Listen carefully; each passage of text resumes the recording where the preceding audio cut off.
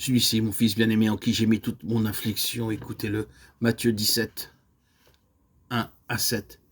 J'ai trouvé très utile et j'ai cru que ces paroles que les disciples ont entendues à ce moment-là, lors de la transfiguration.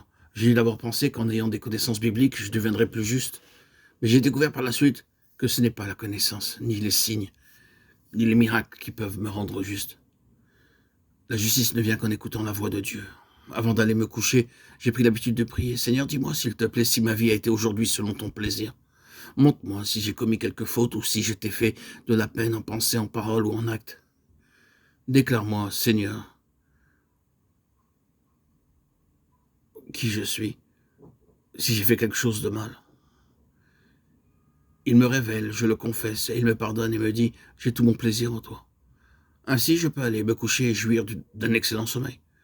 Mais si j'ai fait quelque chose de mal et que je ne l'ai pas confessé, j'aurai du mal à m'endormir. Je me retournerai dans mon lit et finalement, je me lèverai pour m'agenouiller et dire « Oh oui, Seigneur, je suis navré, c'est ma faute. Je t'ai fait de la peine. Veuille me pardonner. Je crois en l'efficacité du sang précieux. Seigneur, pardonne-moi. » Et me dire alors « Mon enfant, va te recoucher maintenant. J'ai tout mon plaisir en toi. » C'est de cette façon que je suis heureux chaque jour. Cela vous arrivera de même et dans des conditions semblables. J'ai appris à dire jour après jour, maintenant, Seigneur, veux-tu me montrer le chemin pour aujourd'hui? Je suis faible. Déclare-moi ce que tu attends de moi. Indique-moi où je dois aller et ce que je dois dire. Recevant ainsi le plan, je dois y obéir aussitôt.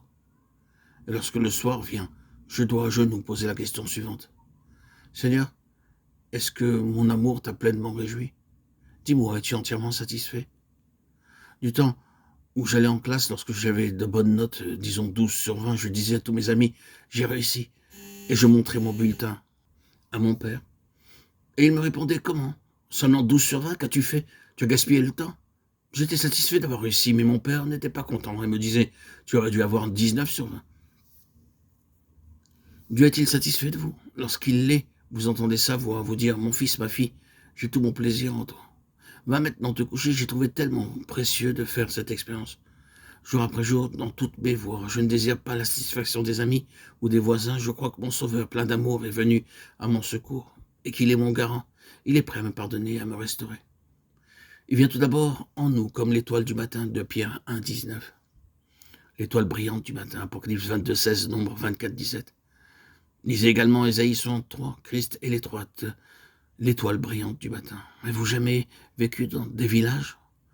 Vous remarquerez que la plupart des fermiers ne sont pas dirigés par des horloges ou par des montres. Qu'ils se rendent de bon matin au champ ou qu'ils désirent voyager de bonne heure, ils se laissent diriger par l'étoile du matin et ils disent « Ah, c'est l'heure, levons-nous et partons ». C'est également cette étoile du matin qui leur donne la bonne direction. Dans bien des cas, vous remarquerez que si vous voulez vous lever de bonne heure, votre corps dira « Mon cher maître, laisse-moi encore quelques minutes au lit, je suis fatigué ». La tête, l'estomac et les genoux commencent à vous faire mal, comme pour dire « Maître, je suis très fatigué, laisse-moi encore dormir s'il te plaît. Je n'ai pas bien dormi la nuit dernière. Mes voisins m'ont dérangé ainsi que mon estomac. Cher maître, aie pitié de moi. Permets-moi de m'opposer pendant un instant. Lorsqu'enfin vous vous levez, le jour est bien avancé, votre trajet semblera d'autant plus pénible que le soleil sera plus chaud.